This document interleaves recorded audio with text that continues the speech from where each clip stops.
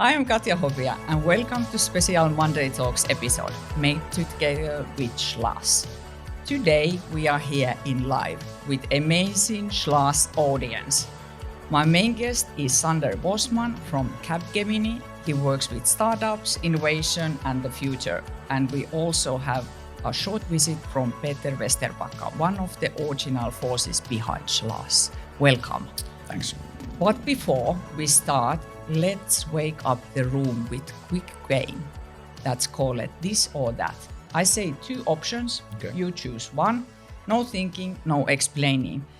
Just the first thing that comes to your mind. Okay. And the Slush audience also. So hands up, shout out, do whatever you want, just choose. First Peter and after that you. Okay. Who runs the show? Founders or investors? Founders. Founders. Robots helping humans or humans helping robots? Robots helping humans. How? The same. Free coffee or free funding? There's no free lunch. That's true. That's true. How about the Slush audience? Free coffee. Silicon Valley mindset or Nordic or even Europe mindset?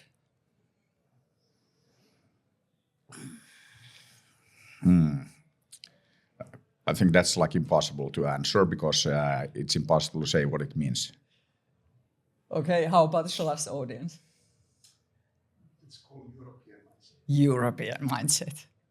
Startup pizza or investor lunch? Pizza. Pizza. Slush after party or early morning meetings?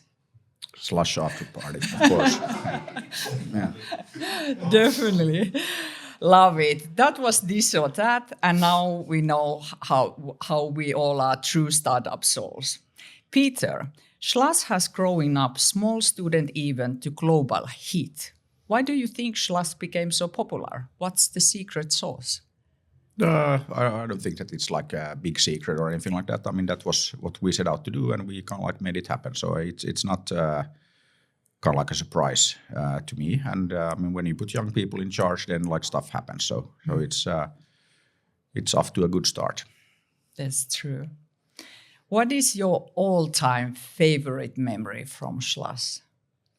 Oh, there are so many, but maybe one of the like ones that really captures the experience and kind of like the impact is that a couple of years ago at Slush, I met with these two young Chinese gentlemen, and I meet a lot of people at Slush, but then they came up to me and then they pitched their new game studio they had just started in Beijing, and this was when I was working at Rovio, Angry Birds and all that, and then I told them that, okay, let's meet next time you're in Helsinki, and I can show you around like the Rovio offices and like how we make Angry Birds and like all of that. So then half a year or so after Slush, I get a phone call, hey, we're back in Helsinki.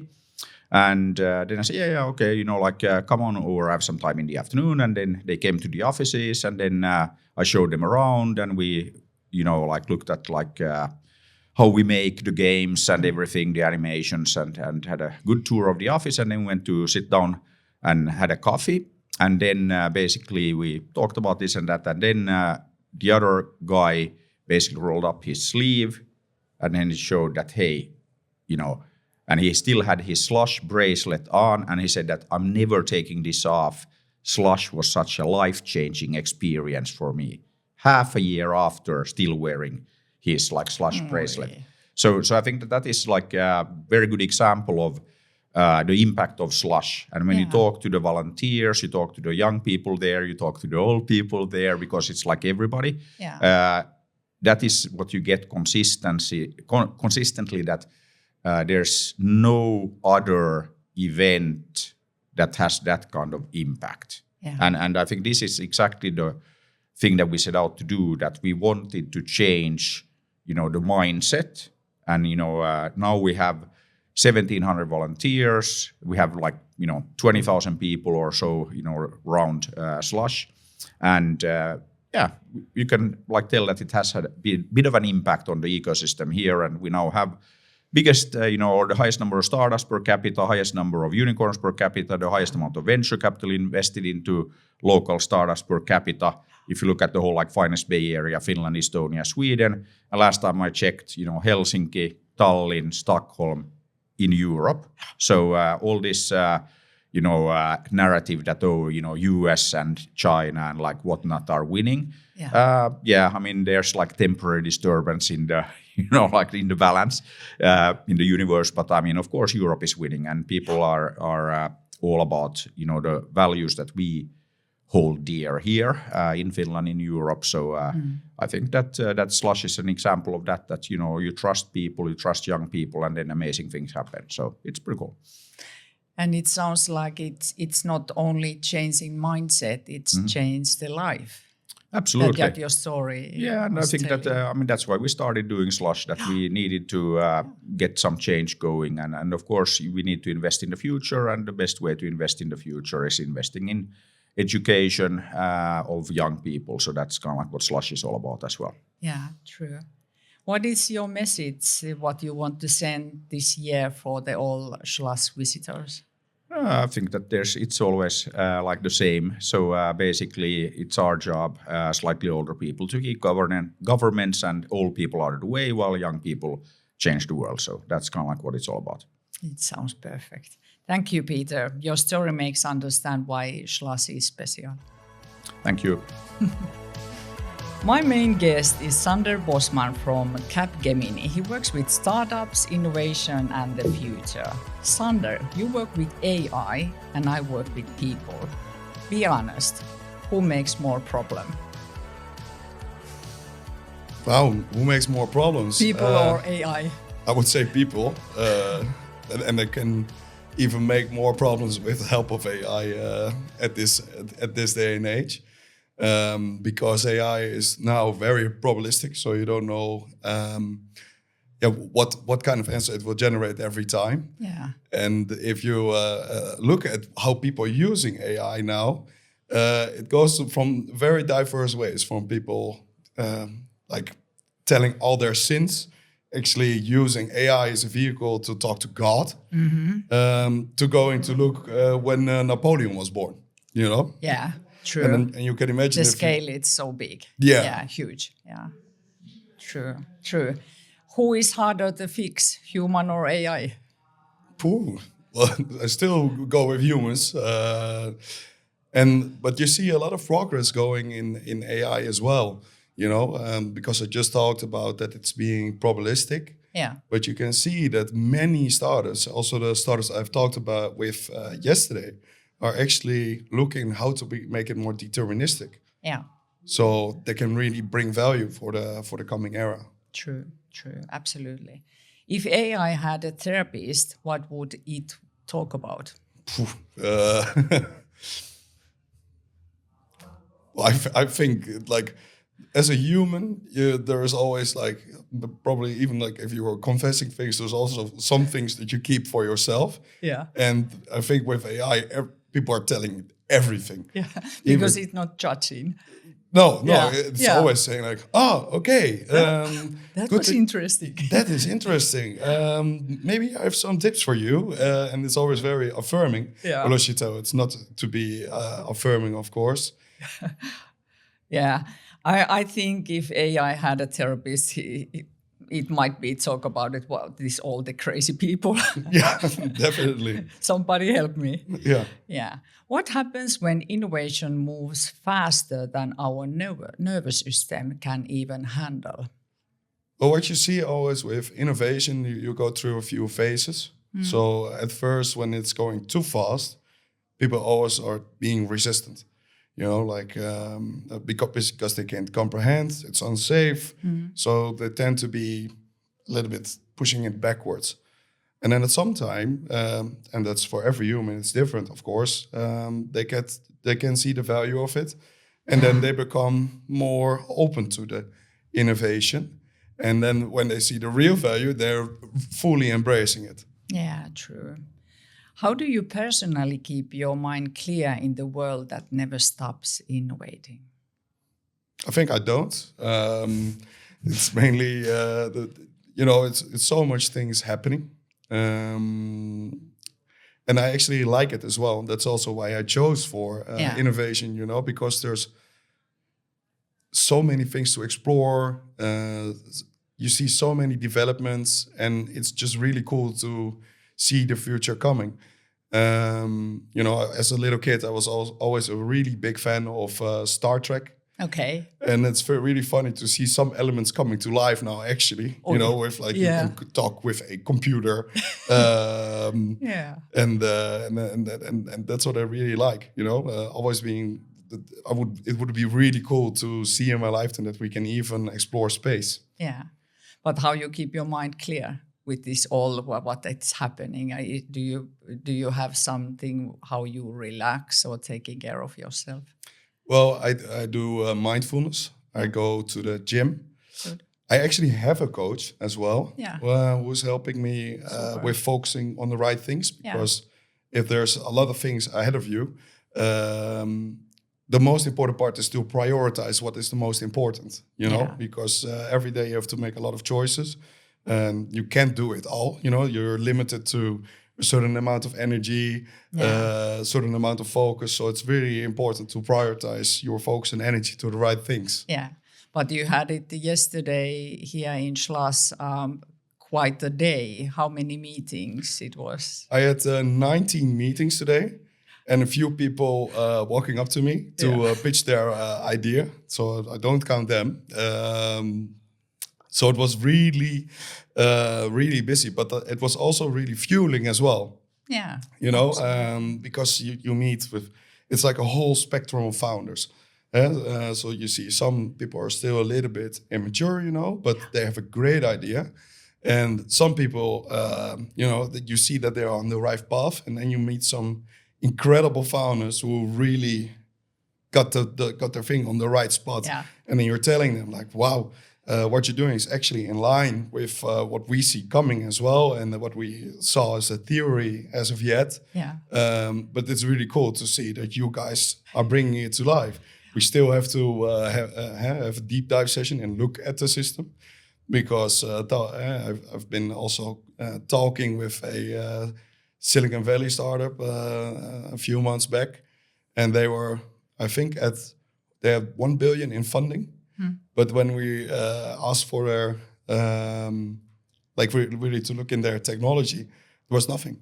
Yeah. So it's such a huge difference between America and Europe, whereas in Europe, there's more of a mindset, okay, first show and then grow. And in America, you already get it. And I think that's really important to see, like, if we can combine more forces within Europe, to also make this really big fundings, to believe in certain startups who has that great idea and the right mindset and the right people, to also really compete with them. You know? I truly understand what you are meaning. Do you think that the burnout, the dark side is of brilliance? How do we can protect these innovators from their own ambition? How we can help find the balance? Well, it's important to identify the drainers and the gainers. Yeah. Because I think it's not about how much you're doing; it's about how much you're doing that is draining you. Yeah. Because if you have too many drainers in your life, you see yourself going down, down, down, down, down. But if you have gainers, then it's up, up, up, and you feel good, and you can have the world. And I think if you identify, you sometimes stand still and be like, okay, what's happening right now? This is happening, and this is what I really like, and this is what I really want to go to, and this is not helping me at all. Yeah. Okay, then I would just stop doing that and just go on with that. Yeah, and I think that people, if they can do that work, what they truly love, and they are totally inspired for everything what they are doing, I don't think they get so burnout. But people who hate their work or what they are doing, they became depressed and burnout, because it's something what they don't want to do actually. Yeah, definitely. Yeah, you see that as well. Like if you don't like what you're doing, an hour takes forever. Or a working day is like, whoa, you come home, you're like tired, you don't know like what is happening. Is it the weather? Is it a new season? No. But if you like what you're doing, it can be that it's like suddenly 8 o'clock in the evening, be like, oh wait, now I have to eat and do. That's the only big risk, that you are too exciting and you forget it, eat and sleep and take care of yourself. And that's maybe the main thing for that. In coaching, we are asking a lot of why questions. In AI, it's mostly about how. Mm-hmm. Which one leads the better ideas? Of course, the why questions, because if somebody's telling how to do everything, you probably get dumber the longer it takes, because somebody's just telling you. Do you think that it's a big risk? I do, yeah, definitely. And I think when you're asking somebody why, you get back to the prioritization topic I just talked about. You let people think like, oh, but is this really good for me to do? Instead of just executing, you let people stand still, rethink their priorities, and then let people figure out what would be best for them. Yeah, exactly. If AI could fall in love, what would it fall in love with? So, if that's really hard to answer, I would say. Maybe Finnish wedding. You have a story for that. Yeah, probably with a Finnish wedding. Yeah. Because the Finnish wedding is, I think, the best wedding I've ever attended to. Because it was a funny story I heard about you. You have visited Finnish weddings, so you have some kind of touch for Finland also. Yeah. So I was in Finland last month. That's actually was actually very nice. It was at an island. I don't know the name of the island anymore. Yeah. You probably know it as well. No problem for that, but you was in wedding. Yeah, and it was really nice. First in a church, and then you go to a big room with like a lot of people. Yeah. And then but then everybody was talking Swedish as well. And I don't understand it, but then I just pretended. I just say, yeah. And then at some point I figured it out. But what I really liked is that the whole group just started to talk English. But then in Netherlands, it's really different. It's mostly like if there's a foreign person with you, then one person is talking English, and then everybody's like, okay, he's covered. We can talk. We can still continue Dutch. And then I went to the bathroom. And I saw like a lot of bottles of alcohol there. It was like, whoa. What happened here? Yeah, I've never seen that before. And then you suddenly do a shot of salmiakki with the father of the bride. So that's why we have the best wedding parties here in Finland also. Best Definitely. Slush and best weddings. Yeah. And finally, what makes your Monday something to love?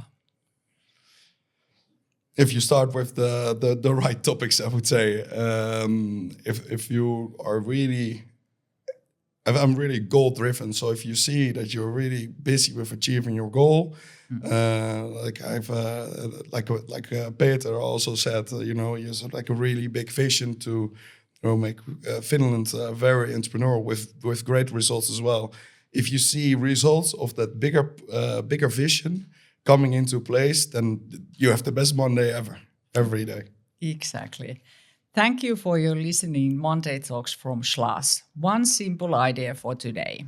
Tech can grow fast, but humanity is what makes it meaningful. Thank you, Sander. Thank you, Peter. Thank you, amazing Slush audience, and have a Monday you love. Thank you. Thank you.